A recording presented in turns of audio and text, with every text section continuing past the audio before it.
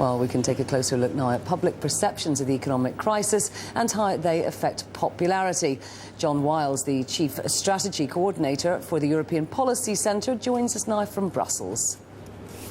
Thanks very much for joining us. Now, I suppose don't shoot the messenger is what could be said, because these leaders are really saying that this austerity is needed, but obviously it's going to be unpopular. Well, yes, and no government earns many brownie points when it's trying to hammer through austerity policies. To some extent, the severity of the policies particularly in France, but also some other member states, is a product of having started them perhaps later than they should have done. A year ago or more ago, the Prime Minister of Luxembourg, who chairs the Euro group of finance ministers, said, "We all know what we have to do, we just don't know how to get elected afterwards." And that is, needless to say, for all politicians, a constant preoccupation. Indeed it is, and I suppose there is an issue that if they all become so unpopular that they are not able to get elected again, then it's very difficult to continue the austerity policy. Looking particularly at what's happening to Nicolas Sarkozy at the moment in France, do you think that he faces, is he singled out effectively for special degrees of unpopularity?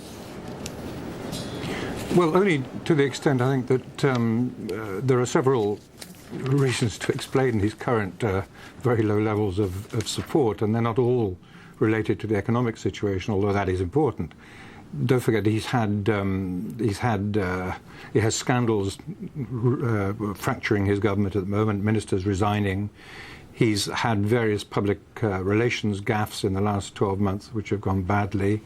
The socialist opposition is starting to acquire a little more credibility than it's enjoyed in recent years. And his style, I think, overall doesn't go down particularly well with the French people.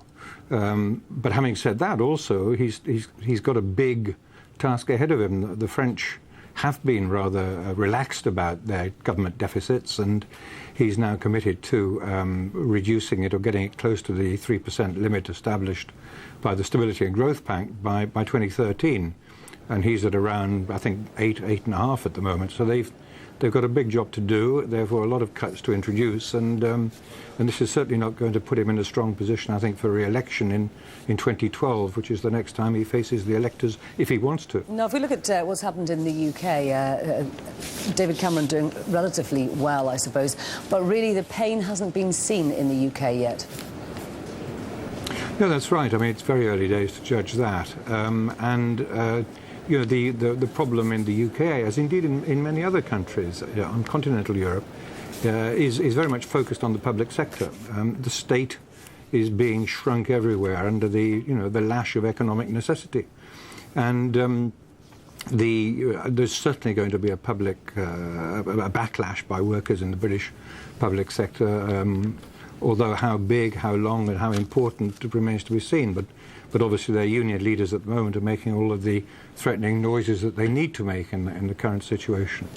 But already we've seen and are seeing in France, in Germany, in Italy, in Greece above all, of course, where the public spending and budget problems are most critical. We're seeing reactions from public sector workers in the form of strikes, street demonstrations, and sadly, again, in the case of Greece, that have actually involved death.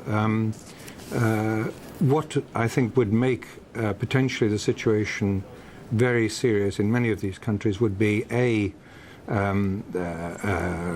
really significant support from the private sector employees, which cannot be ruled out, although it's less Indeed. Perhaps likely in many countries, because the level of unionization now is so low in France and Germany, and unionization is very, very much concentrated in the public sector. And the other threat, I think, comes with the public just getting fed up with disruption caused by public sector strikes, a phenomenon we saw in the UK, don't forget, in 1979, which helped the election of Mrs. Thatcher. Now, there is the concern that the public sector perhaps aren't quite as difficult as the private sector. Just very briefly, do you think that they'll get away with it effectively because it is the public sector?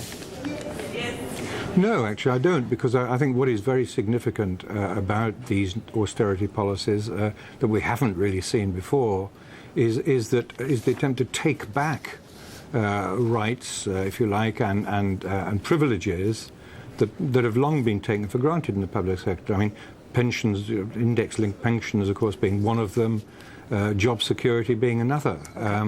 We haven't actually seen in many countries the public sector treated in this way before, or threatened in this way before, and so we shouldn't assume that it's going to roll over on its back and take it. OK, John Wyles, I'm going to have to leave it there. Thank you very much indeed.